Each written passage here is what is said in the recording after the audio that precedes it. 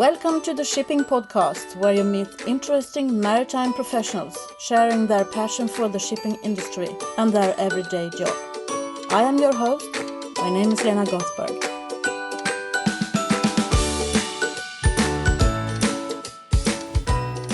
Hello, Shipping Podcast listeners.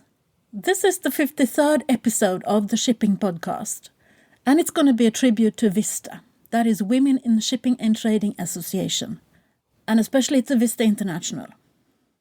I have been a member of Vista since the year of 2000. During 2004 and 2008, I was the president of Vista in Sweden. Vista is the broadest network among women in shipping, and it gathers all kinds of occupations.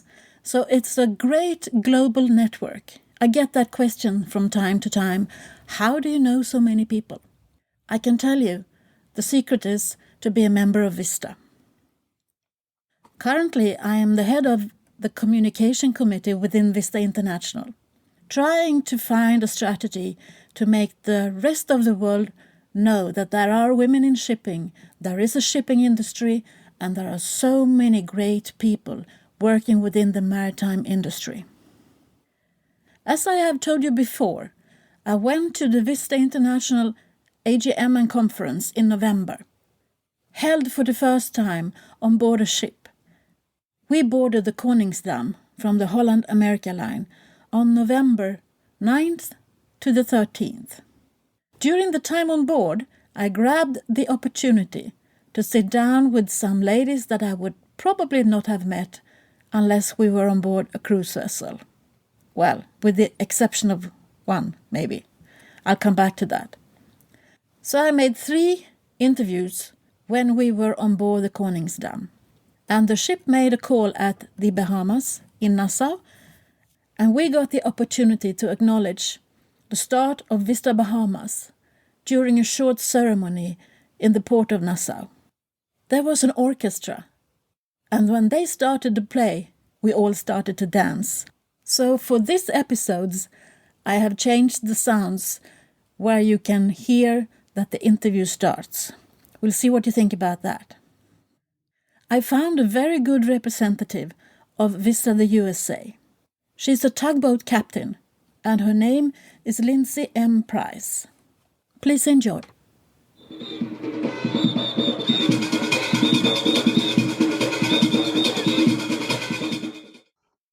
Welcome to the Shipping Podcast. Who are you?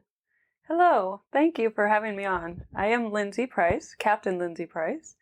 I currently work for G&H Towing Company based out of Houston, Galveston, Texas. How did you enter the shipping industry? Well, this is quite an interesting story. So I grew up in the state of Colorado, USA, landlocked, of course, and I went to New York City when I was in middle school for the very first time to explore, and I fell in love with the city, and I came home and told my mother, I am going to New York City for college. Okay. And she says, okay, well, you're very young, we will see in due time. Well, when it came to graduation from high school, I came up to her again and said, no, I'm going to school in New York City. So we started looking at different universities in New York City metro area. And I knew that I wanted to do some type of science as my major and my degree. And we narrowed it down to 2 different schools, one in Manhattan and the Maritime University in the Bronx. And I chose the Maritime University because it had dormitories, and the one in Manhattan did not. And so I showed up to the indoctrination at the Maritime University. And this man, who is now my friend, Captain Eric Johansson, came up to me and he says, do you want to do license option or non-license option? And I looked at him and said, I have no idea what you're talking about. And he says, well, I'm going to sign you up for license option because you can always drop it afterwards. So what is the difference then? So the license option, you can go and take courses to sit for your United States Coast Guard Third Mate's Unlimited test. And that is what I have. Okay. Yes. And then what? And then after graduation, after working so hard, I do have the degree. I have a degree in marine environmental science on top of my Coast Guard license. But I put so much time and effort into my Coast Guard license, and I love the water. I have always loved the water and been attracted to it. When I graduated, I decided it was in my best interest to continue working on the water. And so my company was hiring when I graduated, and they said, come down to Houston and show up and you have a job. Wow. That's interesting. Yes. So how long have you been a captain now then? I have been a captain at my company since 2011. I've been with my company since 2007. I started out as a mate and then worked myself up. And I was the first female promoted to captain within my company. And now, just recently in June, I was the head captain on board my current tugboat called the David B. And I brought it back from Florida and have headed it up since the get-go. Wow. So how many crew is that on that tugboat? I only have 4 crew members. I have myself, a mate who stands opposite watch of me, an engineer, and then an able-bodied seaman. Oh. And what do you do? So my day-to-day, my most important job, what we do is we dock and sail ships that come in and out of the Houston harbor, and it's average about 80 ships per day in and out. So each tug averages 8 to 10 jobs per day. So we are a 24/7 operation, and my main job is to drive the tug and dock and sail those ships. Of course, there's other tasks that I have on top of that, such as paperwork, drills, regulatory, maintenance, so on. And that is mainly tankers, or what is it in Houston? So Houston is mainly tankers, crude oil, and chemical. But we also have break bulk, we have container, we have ro-ro, we have everything that you can think of. So is there such a thing as something you prefer as a tugboat captain? Or? I do actually prefer doing the container ship jobs because they are more advanced. Oh, you get the more advanced and the tricky maneuvers.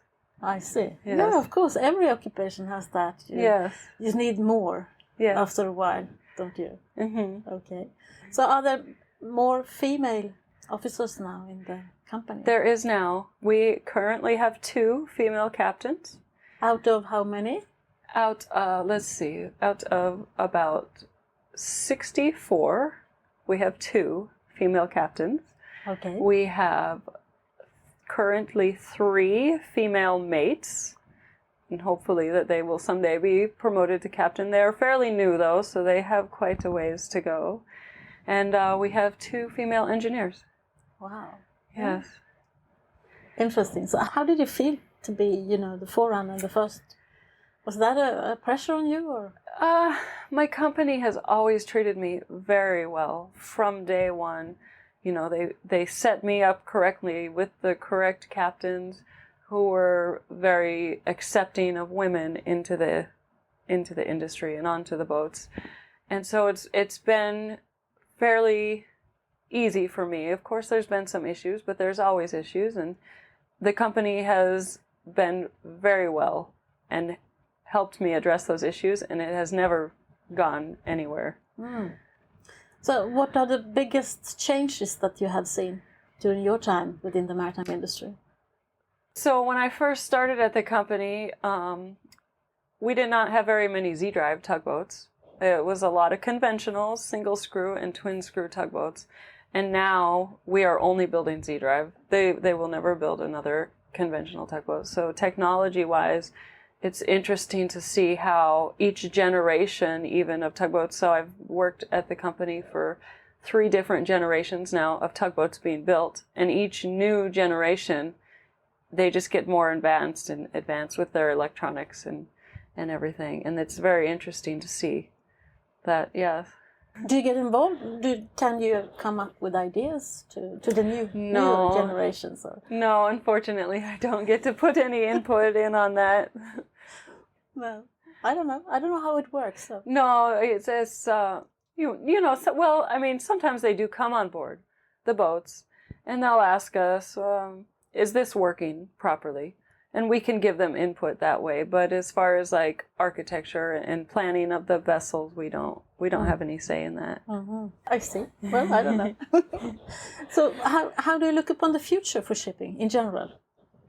I'm not really sure, actually. You know, there's talks about not necessarily tugboats, but ships becoming not unmanned, but only 1 or 2 persons on board. And I think that is scary. I don't think that it would be good for our industry. I cannot imagine being stuck in the middle of the ocean and only 2 people being on board. I believe that there's a big cyber threat. It will hit someday. We don't know when. In fact, they had on the news recently, we just had our elections in the US, and they had on the news that the day of the election, there may be a cyber threat. And so we were on high alert that day to make sure everything was okay. And of course it was, but... Yeah, of course. Oh, my God. But you're a member of Vista USA? Yes, I'm a member of Westar USA Houston chapter. How did that happen? So every year in the United States, we have the Women on the Water Conference. And I attended my first Women on the Water Conference at Massachusetts Maritime Academy in 2011. And I met up with some members that were there from WISTA, and I fell in love with them, of course, immediately, and joined. As soon as I got back from the conference, I joined WISTA. And I've been a very active member in the Houston chapter since, and I've gotten 5 other women to join. Oh, good. So yes. what do you tell them then? Why should they join? Because it's an amazing group of networking, women all over the world, that you can, if you want to further yourself in your career and get yourself to the place where you want to be, you really need to be into the WISTA and network. So there is no other network that you could attend? I mean, like tugboats? There is, but this is women, right? Women in the marriage. A big thing that I am trying to do is promote more women into the industry. And so now every year for the Women on the Water, I try to be on the panel, and I try to really encourage the female cadets to go after what they want, that it's okay. If you want to be a seafarer and you want to sail, you can do this. And I also work with the Texas A&M Maritime Academy because I'm very close.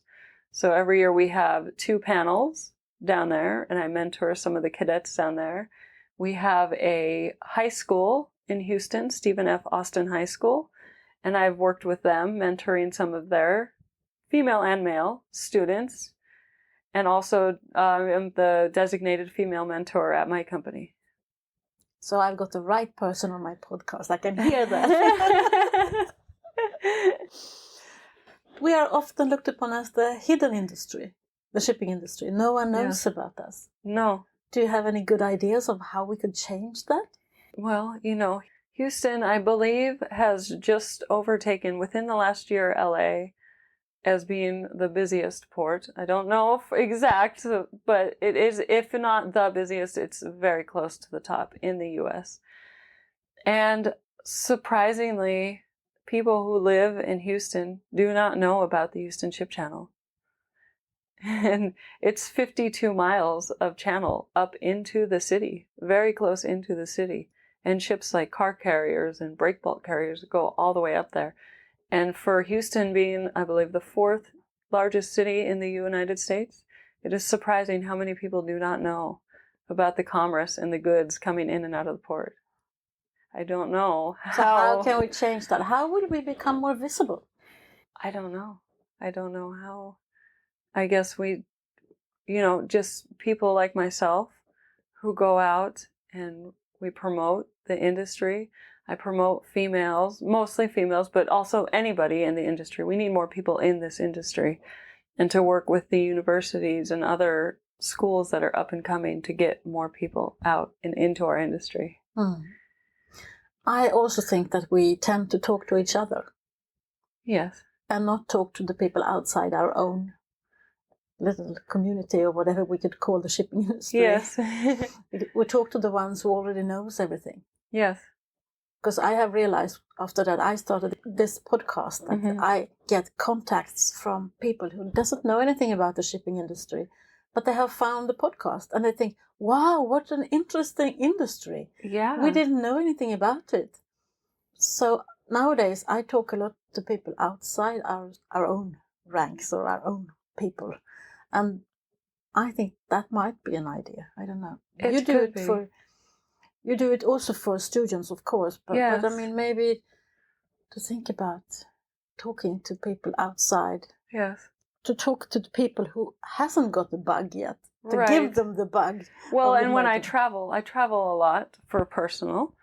And when I tell people what I do, what my career is, they are always asking questions because they are very interested. And this is all over the world. So we can spread the news that way. Yes, and I was so impressed by your pictures on the Vista Instagram. Because you showed your everyday job. And to me that is exciting.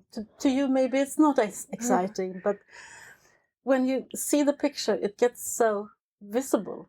You see you can get a feel of what you do in your job. Yes, you can. And I believe I put a video up there too, and you can see, kind of get an interactive idea of what I do, because when I tell people that I work on a tugboat that docks and sails ships, they don't really, they don't get a picture exactly of what I do. So I do have a couple videos, and I like to take my camera on board so that I can make those videos and show them, okay, this is what I do. I actually am putting my line up on the ship and taking him off dock and bringing him out to sea. Yeah, I think it was great. So we touched upon the digitalization of also the shipping industry, and you said you were a bit scared about this autonomous ships and things like that. But do you see any advantages with the digitalization for the shipping industry? Well, I mean, it's much more convenient. It can be safer in some regards, especially maybe like in the engine room. You don't have to necessarily have a completely manned engine room as we used to. Alarms, digital alarms, they can pick up on things much more easier than having to have an officer constantly making rounds, both engine and deck. So yes, some things. However, we cannot solely rely on that because, like we were saying, a cyber threat, it will happen at some point in our lifetime. And how can you rely solely on a computer program if something like this were to happen? You have to be able to go back to the old roots and how things used to be. Who would you be interested in listening to if you were listening to the shipping podcast? Who do you think I should interview the next time? Oh, male or female? Whatever you like. One of my very good friends, George Livingstone, he is a San Francisco bar pilot. I think that he would have a lot of insight and be very good for your shipping podcast. Thank you. Yeah. I hope I can meet him one day. Yes, he's a fantastic man. Okay. Yes. Did you have a role model growing up, or do you have role models now? Of course. Doesn't everybody have a role model or someone that they want to look up to? Well, so my goal, my personal goal is to eventually become a harbor pilot. And the harbor pilot is, they go on board the ships and bring them in and out of a certain port. So I would say George is probably one of my role models for right now, because he is a pilot and he's helping me tremendously. And so, yes, I would say he's definitely a good role model for me. So you think it's important with role models? Absolutely. I absolutely think mentors, role models, definitely helps steer you in the right direction to achieve your goals. And I think that your goals are constantly changing. Your role models are constantly changing. Your role models can be your best friends. Your role models don't have to be your friend. It doesn't matter. And your role model doesn't even have to be in your industry. It could be someone that you just look up to and say, you know, someday I want to be in that position. And I think the women of my generation is obliged to be role models if we can, because we never had any. Yes. There were no women in the shipping industry when I started. Yeah, the ones that maybe that had inherited a shipping company or something like that. But there were no others. Right. Yes. And it's come so far. Yeah. Unfortunately, we're still only about 2% women in the industry, but we're working on it and we're getting better and we will get better. Definitely. Thank you very much for taking the time to be on the podcast. Yes, thank you. It was my pleasure.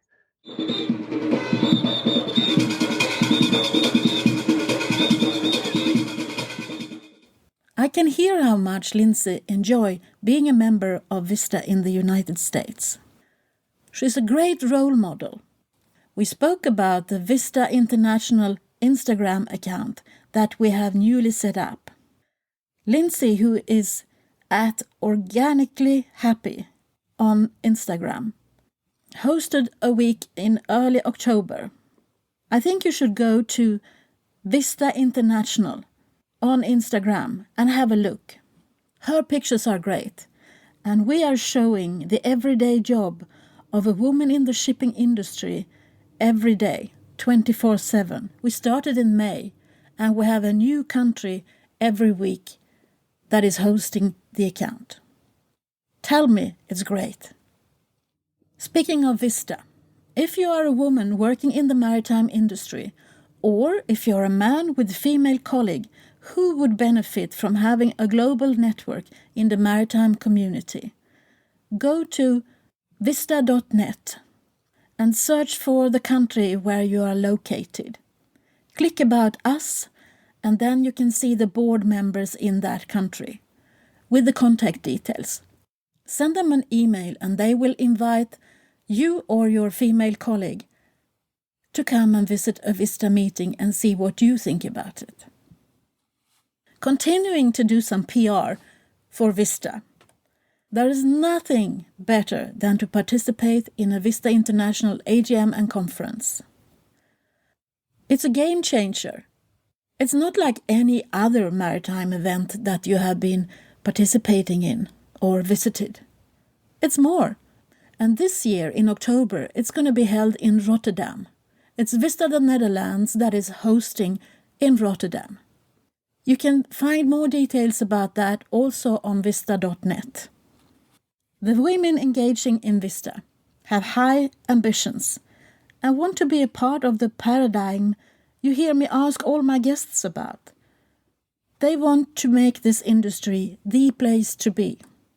If you want to be a member, if you want to help, please let us know, either through the vista.net or you can send some feedback to me on hello@shippingpodcast.com, and I will make sure that the person who is in charge of whatever you want, whatever you need, will contact you.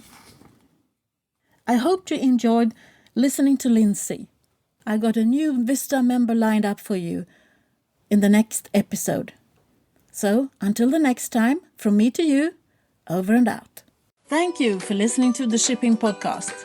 Don't forget to tell everyone that you meet that there is a shipping podcast where the maritime professionals are talking about their everyday job.